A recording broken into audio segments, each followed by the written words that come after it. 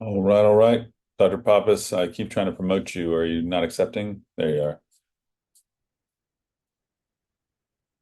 All right, all right. I will turn my camera back on. Welcome, welcome. This is Regenexx at Neurogeneration Orthopedics. I got to make him a co-host now so that he can talk. We are the most experienced provider on the East Coast of Florida for Regenexx and any Regenexx related procedures. The collective experience here is more than probably anybody besides Centeno Schultz Clinic at this point. We service Sarasota, Tampa, St. Pete, Orlando, and we're happy to do any consults for anybody who's in some rural areas and doesn't mind taking a medical tourism trip to come see us to help them get better. So, Dr. Pappas, I like to be timely. Would you like to lead us out, sir? Sure. So today we're talking about knee pain in particular. Um, so let's get right into the slides. Um, so the typical algorithm for knee pain is a patient starts having it, and then you go to the orthopedic surgeon or the family practice doctor, and usually you're offered something like physical therapy, which is not a bad idea. It's a good idea. And then oftentimes after that, or in combination with that, usually a steroid injection, and then sometimes surgery. And so the steroid injections, I'm not such a big fan of. The reason is because there's a lot of literature out there, like this study, which basically shows that the steroid injections are toxic to cartilage. And so in this study in particular, they took a look at 140 knees. Half of the knees got steroid injections every 3 months for 2 years. Half of them got saline. And then at the end of 2 years, there was no difference in pain. But when they looked at them with a follow-up MRI, they found greater cartilage loss in the steroid injection group. Next slide, Dr. T. Um, this study took a look at whether or not more steroid injections were associated with requiring uh, knee arthroplasty or knee replacement. Okay. And so what they did is they took thousands of patients that were in a registry. This was done in the United Kingdom.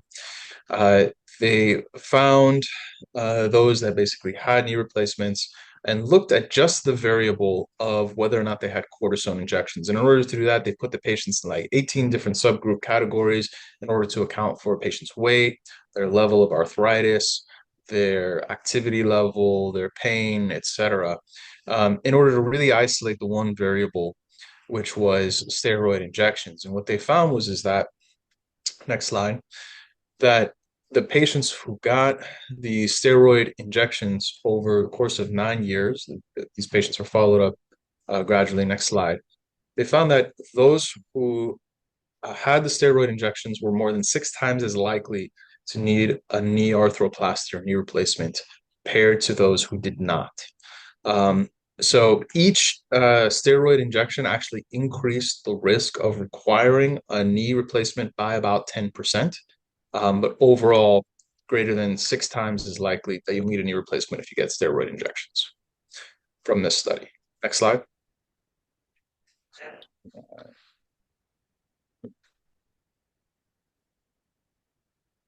And then another very common surgery in addition to knee replacements are meniscus tears. Okay, meniscus tears are extremely common. The meniscus is this piece of fibrocartilage that acts as a cushion in between the bones of the knee. Tears are very common. Over the course of the last 15 years or so, there's been a lot of studies that have actually delved into whether or not this is a good idea. Next slide. So what they do in meniscus surgery is they take a piece, usually looks like kind of like a nail clipper, and they cut out the area of the meniscus that's torn. And so By doing that, you take out the tear and the source of the pain, hopefully. But the problem with that is after the surgery, you're left with substantially less meniscus than beforehand. And so when you have less cushion in the knee beforehand, or afterwards, after the surgery rather, you're going to end up with an accelerated course of osteoarthritis in that knee. Next slide. Hold on. I was drawing for you. Oh. I get excited. So, as I said, there's been a lot of studies in the last 15 years that have looked at whether or not this is a good strategy. My favorite one is up here from the New England Journal of Medicine, which did actually a sham surgery trial. What that means is half the patients got meniscus surgery, the other half got fake surgery where they put you to sleep and poked a couple holes in your knee. And each of the patients in the surgery and the non-surgery group both got physical therapy. And lo and behold, they all got better at about the same rate. So uh, this is a very avoidable knee procedure that is still one of the most common orthopedic procedures performed. Next slide. Okay. And then this was just a review from the British Medical Journal, which took a look at a number of different studies and found that basically taken together, when you look at all the different studies done on meniscus surgeries, they did not find any support for this strategy of meniscus surgery, basically, especially if they had any signs of arthritis. So another very most common knee surgery are knee replacements. Sometimes they're needed in certain cases, especially when the patient has large deformities of the knees associated with arthritis. But they're not to be taken lightly. The biggest risk with these is infection. It happens about 1% of the time, so relatively low rate of occurrence. But when it does happen, it is serious. It requires subsequent surgeries. And I've taken care of, in my medical training, I took care of 2 patients with above the knee amputations from knee replacement infections that just would not go away. About 37% of people, or somewhere around a third, I should say, of people who have a knee replacement end up continuing to have knee pain afterwards. The biggest complaint that I hear if somebody has a knee replacement is restriction in range of motion. It makes it hard to get off of the floor, and so things like gardening, playing with the grandkids are more difficult to do, and that's usually the biggest complaints that I hear in my clinic. Next slide. So I'll let Dr. Velastro take it from here and talk about regenerative orthopedics. Regenerative orthopedics is different from the treatment modalities that we've already discussed in a few different ways. So with regenerative orthopedics, we are using the body's natural healing components to initiate and stimulate that healing cascade in the body. And this helps with repair of damaged tissue, reduction of inflammation, reduction of pain, improvement in activity tolerance. We are in the field of musculoskeletal medicine, so we are using this regenerative treatment to focus on joints with cartilage, tendons, ligaments, muscle, to improve the function of the musculoskeletal system. So different things that we use can be platelets, which are naturally in your bloodstream to help heal injury. Platelets form a clot when you have torn tissue. They reorganize it. They also send out signals to recruit local increase in blood flow and cell turnover. So this first study here is looking at specifically that platelet-rich plasma and how injections into the knee can overall with time decrease the likelihood of needing a knee replacement. So when I'm talking about platelets and what they can do, they have inside of them, so they have their own ability to pull tissue back together and reorganize it. They also have signals inside of them, growth factors, cytokines, and those can help facilitate the healing of cartilage that's torn, the preservation of cartilage in the knee, and that allows a patient to have reduction of pain and preserve their native knee for a longer period of time before needing a knee replacement. So this study looked at patients who had knee replacements and those who had PRP. And it showed how long having a PRP injection could delay the need for a knee replacement. This was showing that results were better in patients that had lower levels of osteoarthritis or more mild osteoarthritis. If they had more PRP over time, better with younger patients, and also patients that had PRP injected into the bone, not just into the joint and into the soft tissues, but also the bone above and below the joint. These had greater survival rates, but overall they saw over 85% of patients who had PRP were able to delay total knee replacement throughout 5 years. Talking a little bit more about the injection into the bone. So there are a couple great studies about specifically this. So if you can look at the X-ray on the right side, you can see a needle going into the femur, so the top bone in the knee joint. And that is the target, one of the targets when you're injecting into the bone. So we like to inject above and below the joint, sometimes into the patella as well.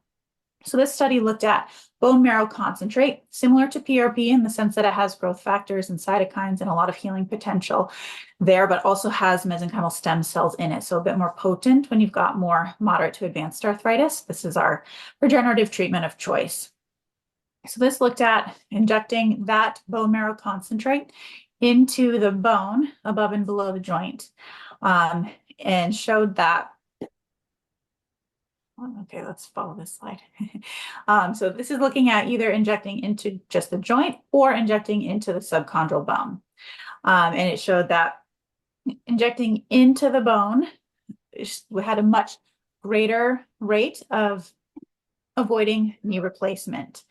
Yep, so on the bottom, only 20% of patients that had subchondral bone injections required knee replacement.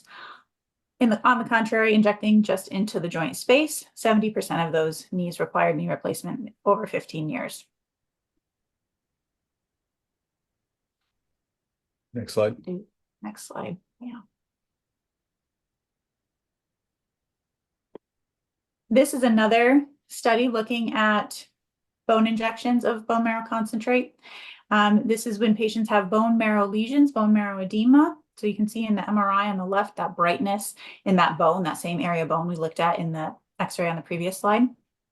And these patients either had bone marrow injections into those bone marrow lesions, or they had knee replacement on the opposite side. So we've got knees with similar levels of arthritis, either getting that total knee replacement, that surgery, or the bone marrow concentrate into the bone.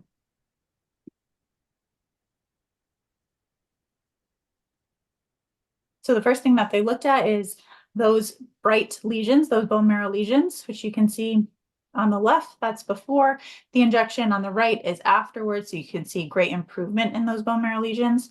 And what we found is that seeing those indicates that there's pain from that wear and tear, because the cartilage itself, it doesn't have nerve endings, but the bone can feel that loss of cushion, that impact, and then it gets swollen. And so these bone marrow lesions are a big source of pain. They followed these patients again for 15 years. And so of the patients that had bone marrow concentrate injected into the bone, only 18% of them ended up needing that knee replacement at 15 years out. Great job, Dr. Velastro. And this is something super unique to our practice, that we actually inject the bone. And what we're finding more and more is that this is almost like a insufficiency fracture in the bone when people have knee pain that is being essentially punted down the road to say, oh, you just need a knee replacement. Well, sometimes there's not actually a great amount of arthritis over this subchondral fracture. It's actually not too bad of arthritis, but you do have this insufficiency fracture, as they call it. And these cases, in my opinion, I've seen and a lot of these cases do fantastic. You know, a lot of patients come in with, 40, 50-year-old patients who come in and they're like, oh man, like my knee hurts. And, the orthopedic surgeons already kicked the can down the road and says you need a knee replacement. And unfortunately, that they didn't do an MRI, they did X-ray and they saw some arthritis. So that's what they're blaming the pain on. So Anyways, we'll take questions now. That's kind of want to kind of pontificate a little bit on that and just talk about that. But if you don't follow us, like or follow us, please like or follow us. If you want to call, schedule a consultation, please reach out. The call center is waiting for you. They will reach out and send you an email and follow up. But I did get one question, guys, before through an email. I don't know if the patient's going to be on, but give me 1 second here. I'll pull it up. Do you guys have the Q&A pulled up for yourselves? So let me ask this question to you, Dr. Pappas. Does either bone marrow or platelet procedures address Baker cyst issues at all? Question mark.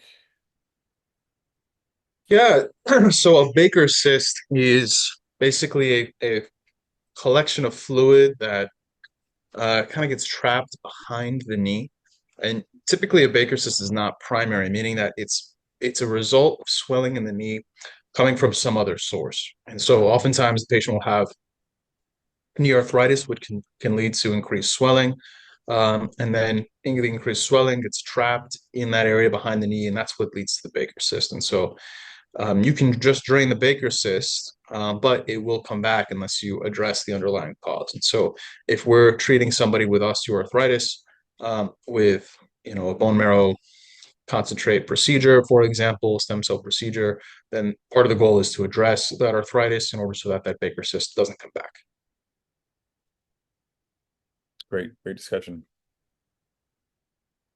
I'm not finding the question and answer, guys. So if you guys want to ask the questions, can you guys pull them up? I see someone is Go ahead. interested in placental cell injection therapy. I can address that one, or Dr. V, if you want to start talking about that, I'll jump in. I can start talking about that. So there are a couple of reasons why we don't prefer that over the stem cells that you have in your own body. The main reason is that placental cells are not coming from you yourself. So there is a greater chance that your body could reject those cells. Your body's not familiar with those cells, doesn't recognize them. In order for those cells to be safe to your body, by the time they get to you, they have to undergo so much processing and cleaning, and there's a lot of time that happens between harvesting those cells and injecting them into your body. So they end up not being quite as viable as the cells that you have in your own bone marrow that we take the same day, that we inject the same day. Because they're not as viable, because your body doesn't recognize them, the outcomes are not quite as great as they would be using your own stem cells. I don't know if you guys use this chart, but I really love this chart. I've been giving this to patients a lot. And one of the biggest things that I'll kind of talk about on here is bone marrow concentrate has HSCs, Wharton's jelly, which is a birth tissue product, as well as amniotic tissue, does not have any HSCs. As you look at this chart, I think Dr. Centeno does such a great job of demonstrating what the differences are in these injectates. The black means that the cells are dead. They're not viable, not live. So what you're getting is you're getting a frozen product that came from some birth tissue, whether it's umbilical, placental, from who knows what and from who knows where, with risks of infection, with no FDA approval for this drug that's been made. And it might give you a good outcome. But at the end of the day, we know consistently that bone marrow concentrate, MFAT, and stromal vascular fraction have live cells and have better and more robust content to help your knee or anything get better. So, excellent. So the next question is on whether or not we have experience injecting hyaluronic acid in addition to platelet-rich plasma. So there's about 20 studies out there that have looked at platelet-rich plasma versus hyaluronic acid, and in that data, platelet-rich plasma is much more potent and has much better results than hyaluronic acid. However, there's another 5 studies that have looked at the combination of hyaluronic acid with PRP. And in those studies, PRP plus the hyaluronic acid were better than the sum of its parts. And so that is something that I do a lot of. I like to add hyaluronic acid, especially in the case of osteoarthritis in the knee. If we're doing PRP, I will often add a hyaluronic acid as well. let's go on to the next question. I recently read an article describing a study of the use of Ozempic on reducing knee pain in patients with osteoarthritis and reported very good results. So, without being familiar with that exact study, we know that um, abdominal fat and abdominal weight um, increases the amount of pressure on each knee fourfold. Okay. And so if the patients in the study presumably were losing weight on Ozempic, it's possible that it was taking pressure off of the arthritic knees, and that could be the mechanism for reducing knee pain in that study. Um, I think back to I think that's definitely meniscus. I think that definitely Sorry, has go on. something to do with it. I think that you reduce weight, you lose 20 pounds, take 80 pounds off your knees. You take 80 pounds off of anything, it's going to feel a lot better. So, um, we always encourage people to be as healthy and as strong as possible, and make sure that if they can lose some weight and if they're in the place to lose some weight, it'd be good for them. So, absolutely, I got my questions now. So, that's what I was doing with the screens, trying to figure out where my questions went. I'd like to know placental. We answered that live. Injecting hyaluronic. We have great experience. The anonymous retention. We do that pretty frequently when a patient asks about it or when we think it's applicable. So that's the answer to that. Hello, thank you for coming on. I recently read an article describing a study of the use of Ozempic. We just did that one. Um, okay, so back to the meniscus. This is for Dr. Velastro. What does PRP do for meniscus tears without arthritis? Also, fat stem cells advantage, disadvantage. When you have a meniscus tear, it's hard for the body to heal it on its own. The meniscus itself doesn't have a very robust blood supply. So when we are injecting PRP, the nice thing we can do with our ultrasound guidance is get the needle right into that tear. So we can put those platelets that can repair torn tissue into the meniscus tear. What we're trying to do is get that tissue to come back together and be more solid so that you can keep that cushion inside your knee instead of trimming out pieces that you would otherwise be doing with a surgeon. So in order to get that repair to happen, because of the decreased blood supply in that area, we need to actually put the platelets right there. So that's the goal there. And that is going to help slow down your risk of arthritis, slow down that wear and tear in the knee overall. Fat stem cells are sometimes used for meniscus tears as well with good results. Sometimes they're used more often if there's a bigger gap in the meniscus as opposed to just a little linear tear. If there's a bigger gap, some doctors will choose to use fat stem cells because it's more viscous. It has a bit better scaffolding to kind of fill a bigger gap. So pros and cons to using both, and that's kind of a case-by-case situation where we would make that decision. Great answer, Dr. Velastro. I'm going to ask the next question. Is PRP an injection that goes into joint only or is also into bone? My solution for torn meniscus is PRP plus fat injection. Hip is just arthritis, no arthritis, just degeneration in my mid-50s. Dr. Pappas. Yeah, so as Dr. Velastro was saying, in the case of a large meniscus defect, I like using uh, fat stem cells as a scaffold, basically. PRP goes into the joints, but we also inject it into ligaments, tendons, and into bone if need be, and that sort of depends on what we're treating and what the patient is dealing with, if there is bone edema, etc., and how bad the arthritis is. Great answer, Dr. Pappas. Next question. I've had PRP and steroid injections in both knees. I've still had considerable pain and stiffness. My doc's advised knee replacements. Is there anything else we can try? We just discussed that in certain cases, and if you haven't had an MRI for these knees, it might behoove you to take a look and see if there's any bone marrow edema in these knees. If it's severe arthritis, that's what we're finding a lot of, and that might be your solution to do bone marrow concentrate into the bone, into the knee joints, from a Regenexx provider like one of the doctors on this call. I answered that live.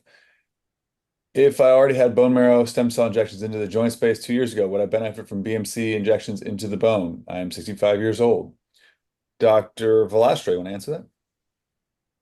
Yeah, it's worth exploring. If you're doing really well after those injections into the joint space, then maybe you don't need that right yet. But as we looked at in one of the previous studies, just injecting into the joint space versus injecting into the bone, there's greater longevity of the joint when injecting into the bone. So if things start to kind of decline over the next few months to years, after having just injected into the joint space, might be worth getting an MRI to see what that bone marrow looks like, see if there are bone marrow lesions. And in that case, it might be a good idea to inject some into the bone as well. Awesome. Great answer from the experts. Dr. Pappas, I've had a motorcycle accident, have 13 pieces of metal in my ankle. Can you help me? So it depends on what is causing the pain. And so if you've had a previous ankle fracture and now are having pain related to ankle arthritis, there are typically things that we can do that are effective for that. If the pain is from the pieces of metal themselves and those need to be removed, then no injection is going to take those out. Good answer. I'll answer this next one. Please talk about the PRP process regarding number of platelets and spin procedure, double or single. I may not be asking correctly, but hopefully you get the idea. So we at Regenexx have systems and processes that don't require us to utilize a double or single spin cycle. We can actually spin as many times as we need. If we want to concentrate your platelets and get higher concentrations in the 10x, 15x, 20x realm, we're able to get your platelets even more concentrated than any kit or any Arthrex kit or any kits out there. And that's what really allows us to have really hands down the best results in the industry for what we do. We have manual processing. We use a sterile hood system to process your platelets and then we concentrate them. Now, you're asking about double spin, single spin. That's playing chess. We're playing checkers. I'm also getting leukocyte rich PRP. I'm also getting leukocyte poor PRP. I'm also getting platelet poor plasma. So there's multiple different things that we Regenexx clinicians talk about all the time that people who do this and dabble in this have no idea what we're talking about, and we're speaking a different language. So that would be my answer.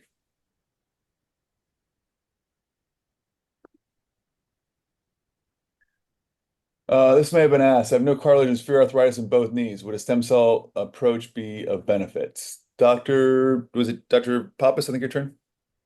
Did I go back? I think it's Sure. fine. Yeah. So, go ahead, Dr. B. Dr. Vlasic, take It it. doesn't matter.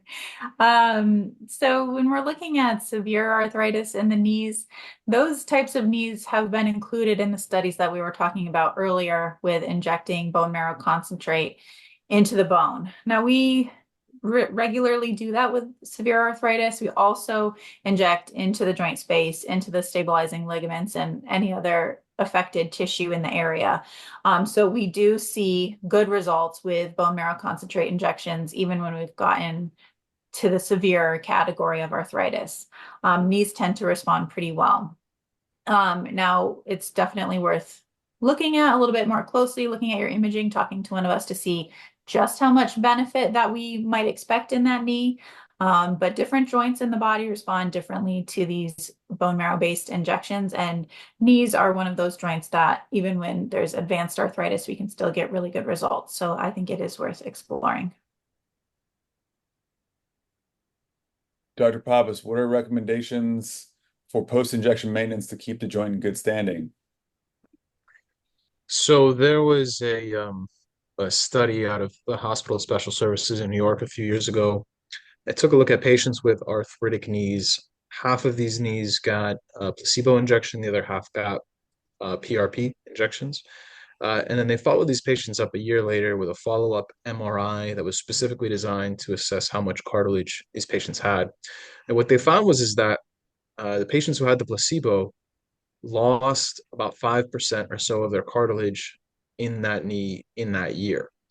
What the PRP group did was the majority of which didn't lose any cartilage. And that's because PRP has been shown to basically kill enzymes responsible for the continued degradation of cartilage. So typically what I like to do if somebody has either a significant amount of arthritis or they have injuries that predispose them for early arthritis, I typically like to have them do a yearly shot of PRP after the procedure as long as they were a good responder. I have my own previous knee injuries that predisposed me for arthritis. That's how I manage myself. I just make sure that I get PRP into them once a year. Awesome. Great answer. Great answer. Dr. Velastro, my patellas are semi-dislocated. Can stem cell work? Which kind? It depends. So semi-dislocated, so sometimes you can have maltracking of the patella. If you've got a complete tear of, let's say, the medial patellofemoral ligament, we can't necessarily get that to come back together if there's a big tear and there's gapping and it's very far dislocated off to the side. If you've just got some laxity there, then we can help kind of tighten that up. But that has to be paired with significant rehab and balancing the strength in the quads. But it is something that I have done with patients who are also doing rehab to help with their patellar tracking. Sometimes PRP is enough, doing some highly concentrated PRP. If you've got more damage to those stabilizing ligaments surrounding the patella, then sometimes bone marrow could be considered. But I would say in most cases, PRP is a good choice for that. Great call. And can you describe the BMC into knee bone treatment process, cost, how much time for treatment and recovery work it can be done? Do you guys mind if I field that? Go for it. The bone marrow concentrate into knee treatment is done in all of our locations, Sarasota, Tampa, St. Pete, and Orlando. And that usually takes about a 30-minute time frame for a bone marrow aspiration, where we get your cells and then we concentrate the cells and then we re-inject those cells, and that takes usually about 45 minutes to an hour. And how much time for the treatment? So that was 30 minutes and 60 minutes. Depends on if there's a pre-injection and post-injection. We get into that in the consultation. The recovery takes about 48 to 72 hours post-procedural swelling. After the post-procedural swelling, you're back to your baseline in about 3 to 5 days, sometimes 7 on the high end. And then over the next really 8 to 12 weeks, even up to 6 months, we see continued improvement to the tune of about 65 to 70% improvement most, and that's what we see in our registry. The cost is anywhere from 6,000 to 10,000, depends on the severity and depends on region and area in the knee that is the issue. So I hope that answered all your questions. And then next question, do you have any plans for a Zoom meeting about neck pain? We believe we've had one. Have we had one of those before, Dr. Pappas? I think we may have had one on Nick. That would be a good one to do. I love it. We'll get it together for one of these times here coming up. We try to do these monthly to make sure we continue to educate the public as well as our patients, and happy to have people. We see some other physicians on here learning sometimes. It's always a good one. They're trying to ask curveball questions. It's always fun. Anything else? Last chance for last question. Well, I'm just grateful to see you guys today. Thank you guys for being here. Happy Halloween. Enjoy the kiddos. If you have any questions and you haven't scheduled yet, again, Sarasota, Tampa, St. Pete, and Orlando, you can see one of these great clinicians that I get to call partners and friends. So I'm super grateful for that. And everybody have a wonderful, happy Halloween. Bye, everyone.